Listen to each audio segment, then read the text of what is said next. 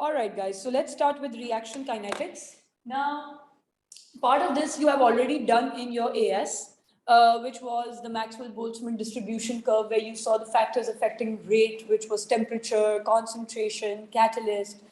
Now, the remainder of this chapter will be covered in A2. Yes, you just did the factors in AS. Now, the remainder we'll be doing in A2. Now, what do you mean by reaction kinetics? Reaction kinetics deals with the rate of reaction.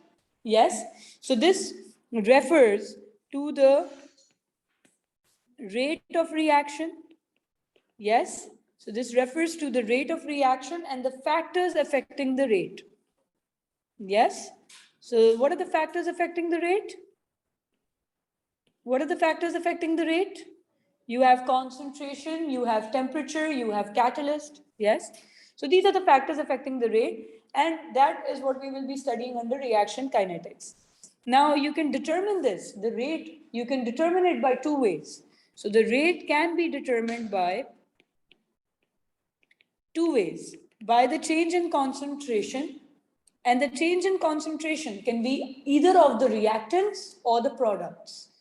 Now, let's see. So it can be determined by the change in concentration of the reactants or by the change in concentration of the products. Now, because we know that initially the product is always zero, because the reactants will react and then they will make the product.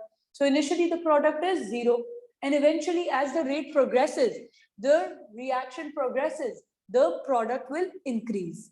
Yes. So can we say that the rate can be determined by the increase in concentration of the products? Because eventually the product concentration will increase, because initially it is zero. So you can determine it by the increase in the concentration of the product. Yes. So the concentration of the product will increase as the rate progresses or the reaction progresses. And you can determine the rate by an increase in reaction, increase in the product concentration.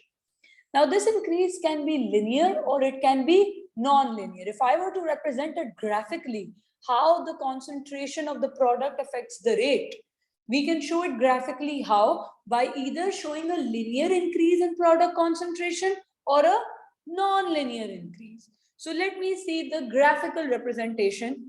So right here we have the graph, where on the y-axis you will have the product concentration, on the x-axis you will have the time. Yes, and as the time increases, the product concentration will increase, because the reactants will react, make more product. Initially product concentration will be zero, so at t0 product concentration will be zero. So we will start from the origin, and I am showing a non-linear increase like this. Do you see, at a certain time the concentration of the product becomes constant? That's why the graph is plateaued. Yes, so can I say this is the non-linear increase in product concentration with time? Yes. Now the increase can also be linear.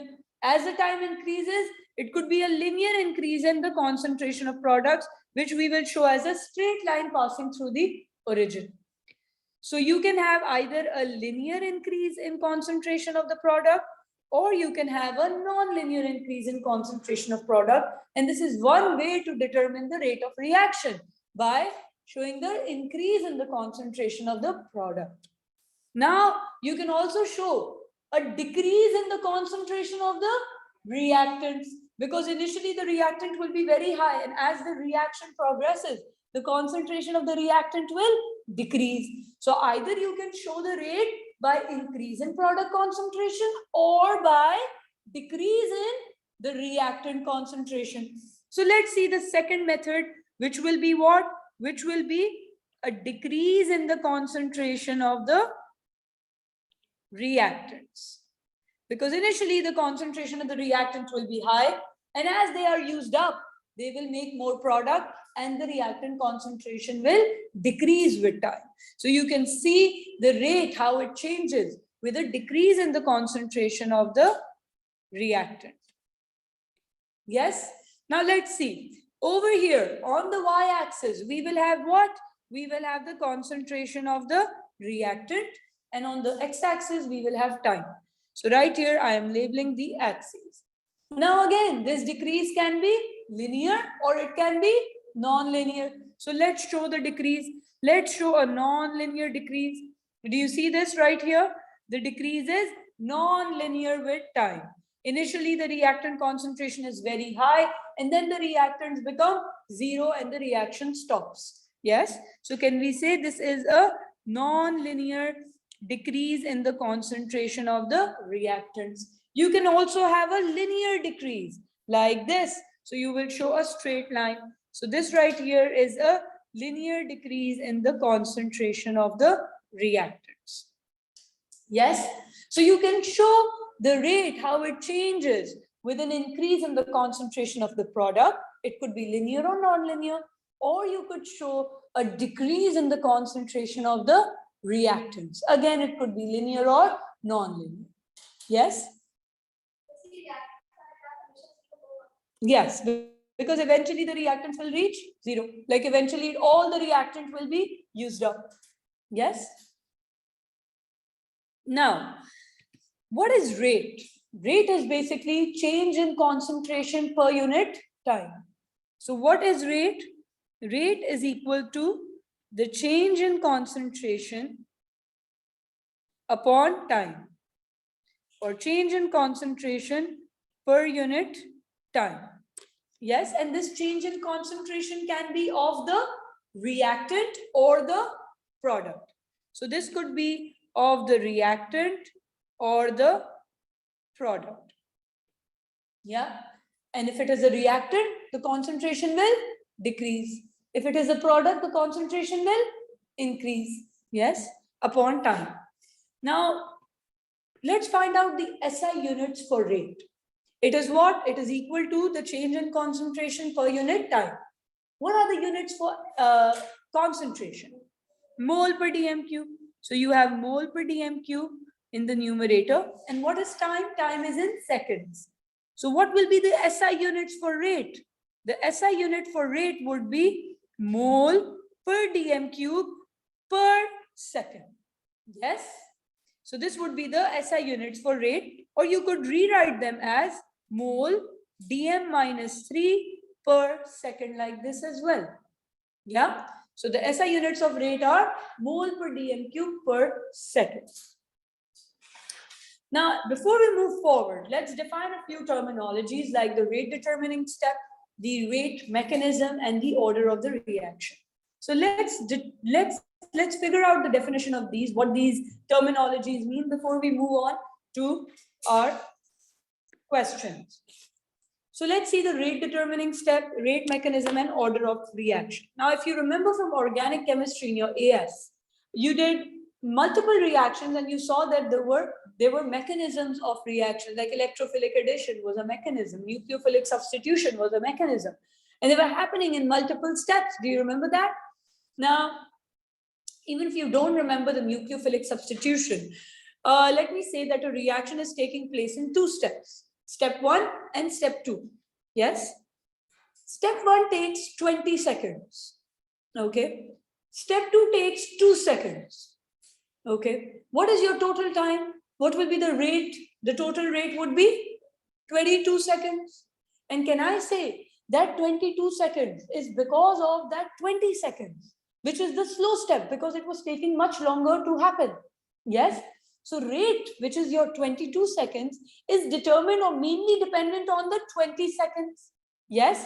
So can I say that the slow step is called the rate determining step?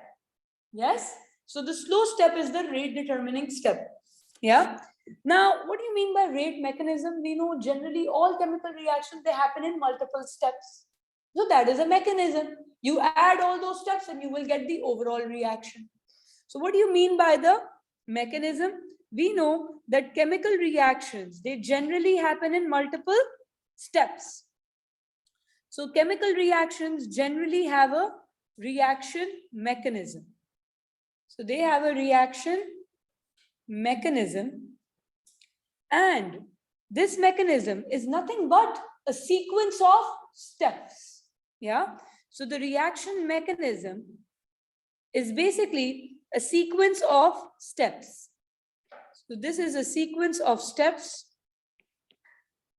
which are added to give the overall reaction.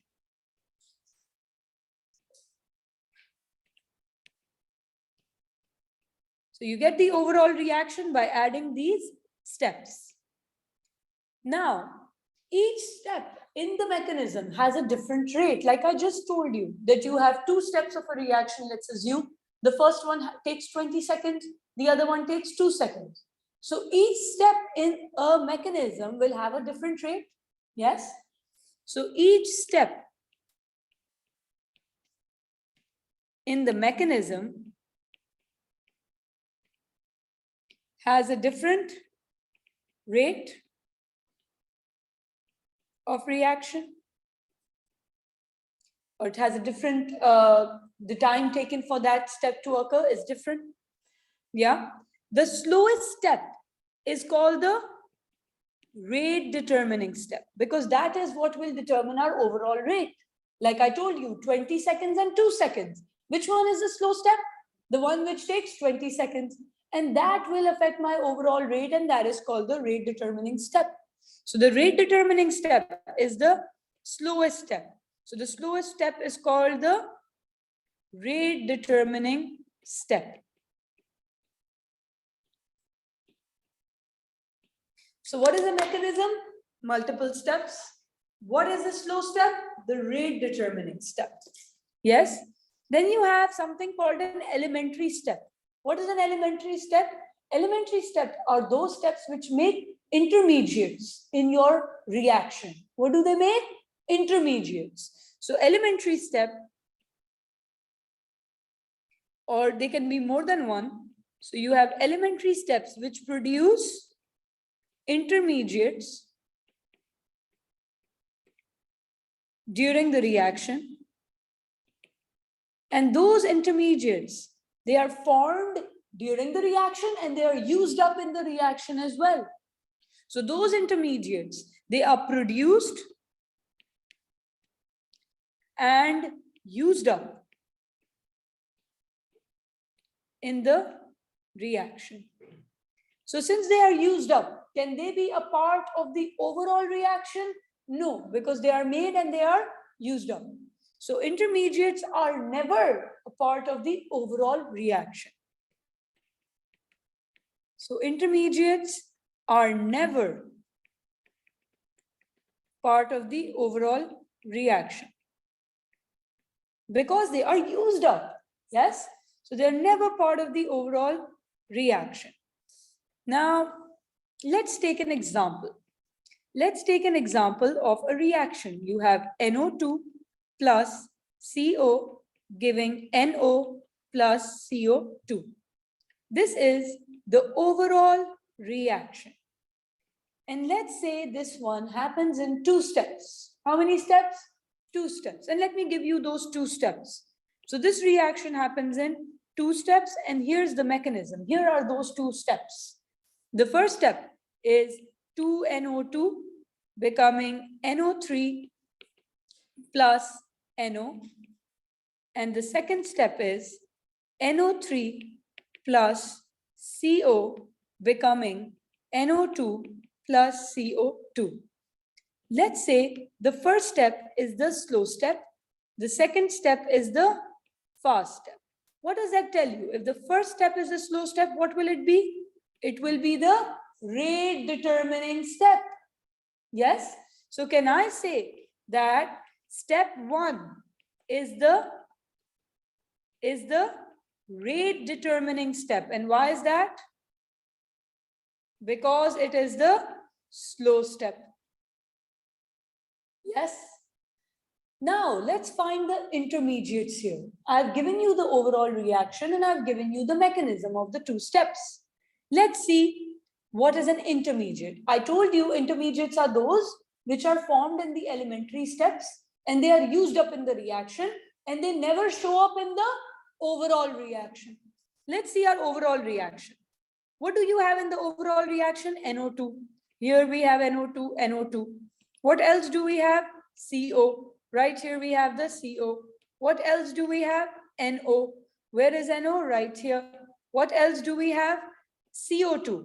Right here we have the CO2. Do you see these guys? They are in the overall reaction. What is not in the overall reaction? NO3. So can I call NO3 the intermediate? Yes. Do you see? It is made in the mechanism and it is used up in my step 2. Yes. And do you see NO3 is not part of the overall reaction? So can we call NO3 the intermediate? Yes. So can we say NO3 is the intermediate?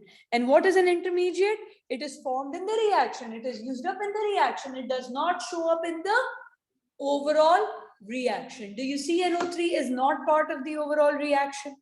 Yes? All right. Now, I told you that you have multiple steps. Yes? You have multiple steps in a mechanism. When you add those steps, you will get the overall reaction. So how do we get the overall reaction? The overall reaction is by adding the multiple steps or by adding the steps in the mechanism. So the overall reaction is obtained by adding the multiple steps in the mechanism. Let's see how. So we figured out our slow step is the rate determining step, and we have figured out our intermediate, which does not appear in the overall reaction. Yes? Now let's see. I told you that you can add these two to get the overall reaction. How will we add the two?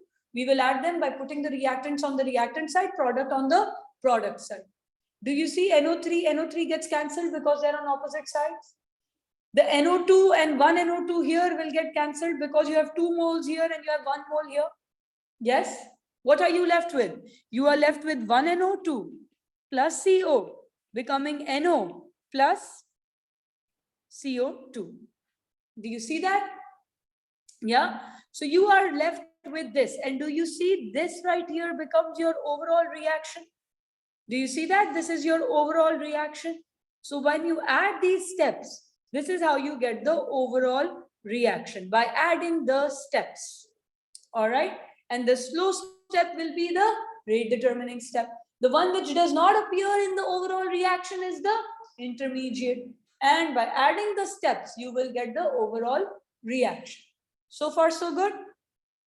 Now, let's determine, by looking at the equations that are given to us, let's determine the rate equation. Determine what? The rate equation. Now, what do you mean by the rate equation? I will define it. But rate equation in simple terms is just the concentration of the reactants that affect the rate.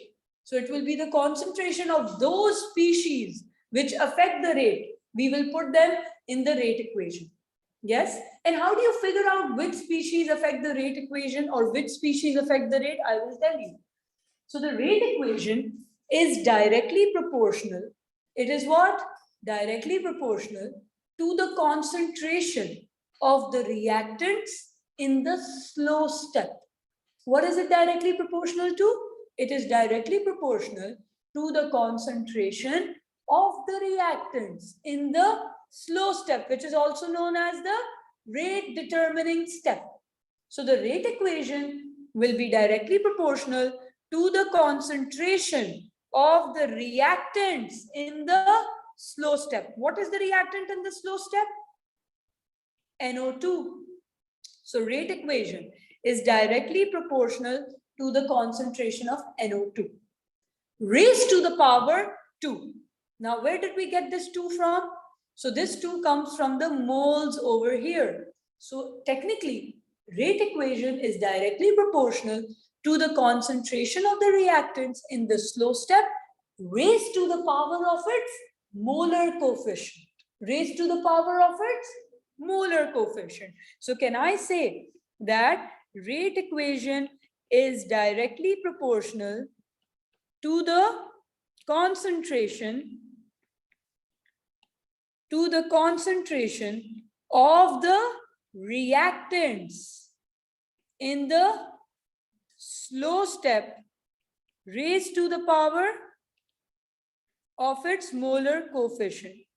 So raised to the power of its molar coefficient. Do you see? You do not look at the overall reaction for the rate equation. You only look at the slow step.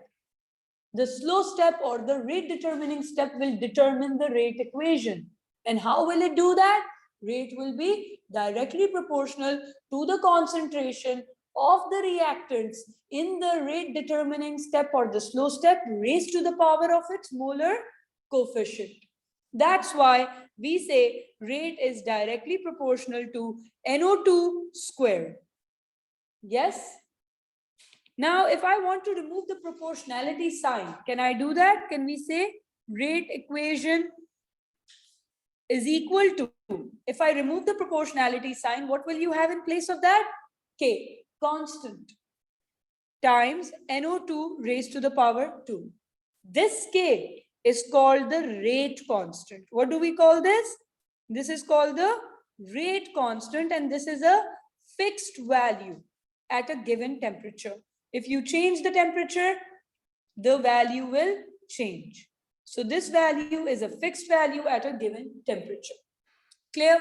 And called the rate constant. So rate is directly proportional to what? It is directly proportional to the concentration of the reactants in the rate determining step or the slow step raised to the power of its molar coefficient. Clear? Now, let's define the rate equation. I have vaguely told you what rate equation is, how to determine it, but let's now define it. So let's see what the definition of the rate equation is. So rate equation is the equation which relates. So the rate equation relates the rate of reaction. It relates the rate of reaction to the concentration. It relates the rate of reaction to the concentration of the reactant which affect it or which affect the rate. It is called the rate equation. So it is the equation which relates the rate of reaction to the concentration of the reactants which affect the rate. So you see in this example right here, which reagent affects the rate? It is only NO2, because that is the only guy in our rate equation. And how did we determine it? We did rate is directly proportional to the concentration of the reactants in the slow step. That's how you always determine the rate equation. Rate equation never depends on the overall reaction. It depends on the slow step or the rate determining step. Clear? So can I say that based on this, can we say rate is only dependent on NO2? Yes. Now this rate equation, like I told you, the rate equation can never be determined by the overall reaction. It can never be determined by the overall reaction. It is always determined by the slow step or the rate determining step. So rate equation is always determined by the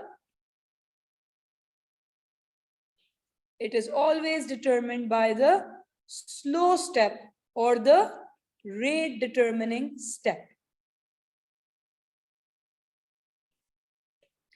So it is never determined by the overall. Do you see? I did not look at the overall to determine the rate. You always look at the slow step. It is always the reactants of the slow step raised to the power of their molar coefficient. So can we say that rate is equal to K NO2 square, because right here you have 2 moles? Yes. And if I ask you, what about carbon monoxide? It is part of the overall equation. How is it affecting the rate? Is it affecting the rate in any way? No. So what will you say if I have to show it in the equation? You will say it affects the rate by 0, because it does not affect the rate at all. So if you have to show it, let's say, if I tell you determine the rate equation on the basis of NO2 and CO, So NO2 will be raised to the power 2. Yes, because you have 2 moles of NO2 here, and carbon monoxide will be raised to the power 0. That means it does not affect the rate at all. Clear? All right. Now let's move on to, so we've already discussed rate determining step, rate mechanism. Now let's see, what do you mean by order of reaction? So let's see, what do you mean by order? So what is the order of reaction with respect to a reactant? I am going to continue with the same example that we did earlier. So you know, for that, rate is equals to K, NO2 raised to the power 2, and carbon monoxide is raised to the power 0. Now let's see, what do you mean by the order of reaction? So let's define order of reaction. Order of reaction is defined. It is defined as the power. It is defined as what? As the power to which the reactant concentration is raised to in the rate equation. So it is the power to which the reactant concentration is raised to in the rate equation. Do you see the concentration of NO2 is raised to the power 2? And carbon monoxide is raised to the power 0. So can I say, since this is raised to the power 2, this will be second order. What will this be? Second order. And what will carbon monoxide be? 0 order, because it is raised to the power 0. So this order, or the power, order of reaction with respect to a reactant can be 0, first order, or second order. So it can be 0, first, or second order. Third order is very unlikely, rarely ever happens, but it is usually what? 0 order, first order, or second order with respect to a reactant. Taking the example above, so where you have rate is equals to K NO2 square, carbon monoxide raised to the power 0, can we say that the rate is second order with respect to NO2? Yes, because it is raised to the powers 2. Can we say rate is 0 order with respect to the concentration of carbon monoxide? Yes. If, for example, you had just randomly saying, giving you an example, rate is equals to K, x to the power 2, y to the power 2. What would you have said? You would have said rate is second order with respect to x, second order with respect to y. So the order is determined separately with respect to each reactant. All right. So you will say with respect to this reactant, it is second order. With respect to this, it is 0 order. Clear? Is this clear? It is nothing but the power to which the reactant concentration is raised to in the rate equation. Is this clear? All right. Now let's see the rate determining step and the rate equation. So we already figured out that what is the rate determining step? It is the slow step. Yes. So based on that, let's see how we determine the rate equation. I told you that the rate equation is directly proportional to the concentration of the reactants in the slow step. Yes. Now I'm just using a random example where rate is directly proportional to A raised to the power m, B raised to the power n. Now, if I remove the proportionality sign, what will I get? The rate constant K, which is a fixed value at a given temperature. So this will be A to the power m, B to the power n. Can I say rate is m order with respect to the concentration of A? And can I say the rate is n order with respect to the concentration of B? And what are m and n? Where m and n are either 0, 1, or 2. They can either be 0, 1, or 2. If the M is 0, it will be 0 order. If it is 1, it will be first order. If it is 2, it will be second order. Clear? Now, sometimes, apart from the individual orders that we just calculated for the reactants, sometimes they ask you to determine the overall order of the reaction. So what do they ask you? Determine the overall order of the reaction. So how do we determine the overall order of the reaction? Very simple. All you got to do is add the individual orders, m plus n. That will give you the overall order of the reaction. For the example that we have just done, if I ask you the overall order, what will that be? It will be the order of this plus the order of this. So that will be 2 plus 0. Therefore, the overall order would be 2. Clear?